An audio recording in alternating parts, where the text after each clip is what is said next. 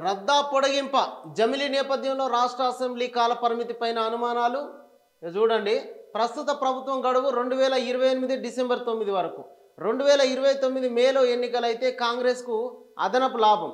రాష్ట్రపతి పాలన విధించకుంటే మరో 6 నెలలు అధికారంలోనే ఉండే అవకాశం ఉన్నది. 2027 ఏప్రిల్లో ఎలక్షన్లు నిర్వహిస్తే నష్టం. ఏడాదిన్నర ముందుగానే పవర్ లూజ్. అదే జరిగితే స్థానిక ఎన్నికల తర్వాత శాసనసభ ఎలక్షన్ మూడ్లోకి వెళుతుంది. ఇది జమిలీ ఎన్నికలు 2028 డిసెంబర్ 9 వరకే. ప్రస్తుతం ప్రభుత్వ గడువు 2028 వరకు ఉన్నది. 2029లో ఎన్నికలు జరిగేటువంటి అవకాశం ఉన్నది. కాబట్టి ఈ జమిలీ ఎన్నికలు ఓకే అయితే 2027 లోపలనే మళ్ళీ ఎన్నికలు జరుగుతాయి. ఇప్పుడు పంచాయతీ ఎన్నికలు అయిపోయిన తర్వాత మళ్ళా వచ్చే ఎన్నికల గురించి ఇప్పుడున్నటువంటి ప్రభుత్వం కానీ ప్రతిపక్ష పార్టీలు కానీ ఎన్నికలకు సిద్ధమవుతూ ఉంటాయి. దేశవ్యాప్తంగా ఇప్పుడు జమిలీ ఎన్నికలపైన చర్చ నడుస్తున్నది. ఒకవేళ జమిలీ ఎన్నికలు నిర్వహించాల్సి వస్తే మన రాష్ట్రంలో ఎన్నికల పరిస్థితి ఏంది అనేటువంటిది హాట్ టాపిక్గా మారింది. మన రాష్ట్ర అసెంబ్లీ కాల పరిమితి తగ్గుతుందా లేకుంటే పెరుగుతుందా అనేటువంటి చర్చ జరుగుతూ ఉన్నది. 2029 మే నెల లోపల జరిగేటువంటి పార్లమెంట్ ఎన్నికలతో పాటుగా జమిలీ ఎన్నికలను కనుక నిర్వహిస్తే అసెంబ్లీ కాల పరిమితి ఇంకొక 6 నెలలు పెరుగుతుంది. లేదు అసెంబ్లీ కాల పరిమితి అట్లా కాకుండా యూపీ ఎన్నికలతో పాటే 2027 ఏప్రిల్లో నిర్వహిస్తే కాంగ్రెస్ ప్రభుత్వానికి నష్టం అనేటువంటిది చెప్పచ్చు.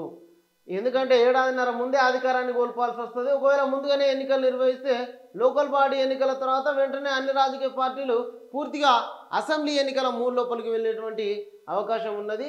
ఇది అదనంగా 6 నెలలు రేవంత్ సర్కారు ఉంటుందా లేకుంటే ఏడాదిన్నర ముందే పోతుందా అనేది కొద్ది రోజుల లోపల తేలనున్నది. నెలాఖరులోగా క్యాబినెట్ విస్తరణ. తెలంగాణ తల్లి విగ్రహంపై బీఆర్ఎస్ సూచనలు చేయలేదు.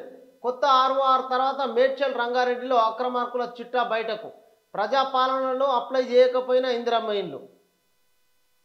నెలాఖరులోగా క్యాబినెట్ విస్తరణ జరుగుతుందని మంత్రి పొంగిలేటి శ్రీనివాసరెడ్డి వెల్లడించారు. సెక్రటేరియట్లో గురువారం మీడియాతో చిట్చాట్ చేసిన ఆయన తెలంగాణ తల్లి విగ్రహం పైన బీఆర్ఎస్ సూచనలు చేయలేదు.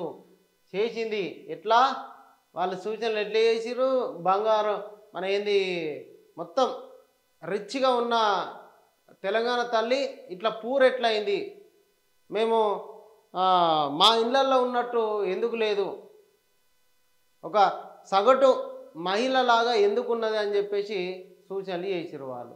వాటిని ప్రజలందరూ కూడా అసహించుకున్నారు. అదంతా మనకు తెలిసిందే.